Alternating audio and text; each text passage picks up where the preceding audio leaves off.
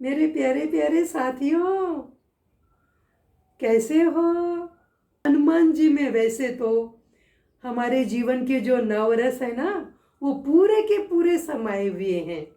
लेकिन फिर भी प्रेम, करुणा, भक्ति की तो वो पराकाष्ठा है। अब वो क्या सोचते हैं कि मैं भगवान राम के पास ही रात और दिन रहूं। और माता जानकी से तो वो इतना पुत्रवत प्रेम करते हैं कि माता जानकी जो भगवान श्री राम के लिए करे वह भी वो करने को तैयार हो जाए। तो एक बार की बात है, वो माता जानकी के सामने खड़े थे और माता जानकी अपनी मांग में सिंदूर भर रही थी और बहुत लंबी दूर तक। तो उन्होंने कहा, माँ आप ये क्या कर रही हैं? इसके करने से क्या होता है? तो बोले, नहीं, मैं भगवान राम की प्रसन्नता के लिए, खुशी के लिए, उनकी दीर्घायु के लिए ये सब मैं लगाती हूँ। बोले, माँ क्या भगवान राम इससे प्रसन्न हो जाते हैं सिंदूर लगाने से? तो बोले, हाँ, वो अत्यंत प्रसन्न हो जाते हैं। अब माता को क्या पता कि आगे ये क्या करने वाला है। तो बस वो गए बाजारों में और जितना सिंदूर था अयोध्या के बाजार में सारा ले लिया और पूरा ऊपर से नीचे तक अपने को सिंदूर से लेप लिया, पूरा सिंदूर लेपन कर लिया। दूसरे दिन जब वो राज दरबार में आए तो पूरा उनके शरीर से सिंदूर गिरे जा रहा है और दुनिया भर का सिंदूर पूरे राज दरबार में फैल गया। तो माता जानकी और राम जी उन्हें देखकर हंसने लगे। बोले, अरे हनुमान, ये क्या किया है तुमने? बोले, नहीं, मुझे कल माता जानकी ने बताया था कि सिंदूर आपको बहुत प्रसन्न है, तो माता जानकी तो खाली इतना ही लगाती है। मैंने सोचा मैं तो पूरा का पूरा ही सिंदूर से नहा लेता हूँ। आपकी प्रसन्नता के लिए मैंने किया है प्रभु, अब आप स्वीकार करें या ना करें।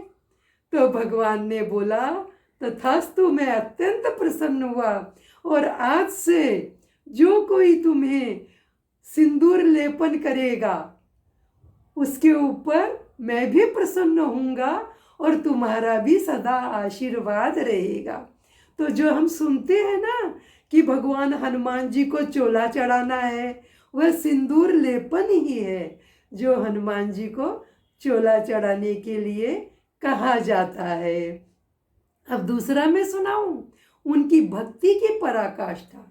जब राज्याभिषेक हो गया तो सब लोगों ने, सब भाइयों ने, जो उनके 3 भाई हैं और माता जानकी है और बाकी भी जो उनकी पत्नियां हैं भाइयों की, सब ने कहा कि अरे दिन रात हनुमान आपके पास ही बैठा रहता है, तो हम आपकी सेवा कब करें? हमें तो सेवा करने का मौका ही नहीं मिलता। तो फिर सबने एक सूची बनाई, मतलब टाइम टेबल, और लिखा कि ये इस समय से इस समय भरतलाल जी करेंगे सेवा, अभी लक्ष्मण जी करेंगे, शत्रुघ्न जी करेंगे, उर्मिला करेगी, मांडवी करेगी, श्रुति कीर्ति करेगी, माता सीता करेंगी, ये सब लिख दिया। अब जब से हनुमान जी दूसरे दिन भगवान के कक्ष में जाने लगे सेवा के लिए तो सबने रोक दिया, नहीं अभी हमारा समय है, हम करेंगे। अब भगवान हनुमान जी सुबह से शाम तक भगवान राम की बाट जोहते ही रह गए, मतलब प्रतीक्षा करते ही रह गए कि मैं भगवान राम के पास कब जाऊं और कब मैं उनकी सेवा करूं। तो किसी ने उन्हें जाने नहीं दिया। तो फिर भगवान हनुमान जी को बहुत ही मन में विषाद हुआ, उन्हें बहुत दुख हुआ। वो बोले, ऐसे कैसे चलेगा? तो उन्होंने बोला, मुझे बताओ आपने क्या क्या सेवा ली है? तो सबने वो सूची दिखा दी। तो जो सारी सेवा तो भगवान की सबने ले ली, लेकिन उन्होंने बोला इसमें से एक सेवा बच गई है, वह मैं लूँगा। तो सबने सोचा अरे पूरी तो हमने ले ली है, अब ये क्या करेंगे। तो सबने बोला हाँ हाँ वो तुम ले लो।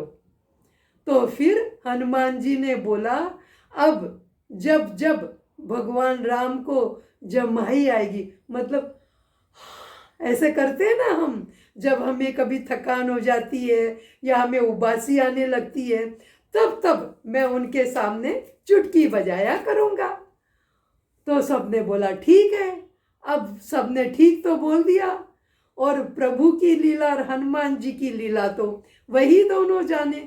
अब वो 24 घंटे वहां बैठने लग गए।